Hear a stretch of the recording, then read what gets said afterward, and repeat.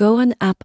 The pros, the cons. Saving and investing are tough, but Goin wants to make them automatic, fun, and goal-oriented.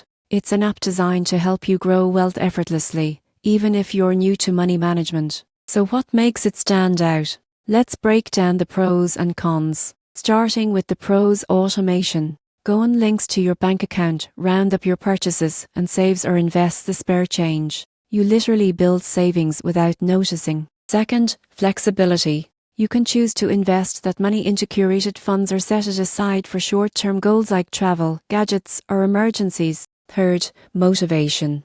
The app turns saving into a game, setting clear goals and showing your progress visually, which keeps you consistent. Now for the cons. While Goin's simplicity is great, it doesn't offer deep investment control or complex portfolios. It's designed for everyday users, not professional investors. Another con: fees. Depending on your plan, small recurring charges can reduce gains on tiny balances. The surprising truth? Goin isn't about getting rich, it's about forming habits that led to long-term financial stability. In short, the pros: automation, flexibility, and motivation make it perfect for people who struggle to save. But if you're already an experienced investor, you might outgrow it fast.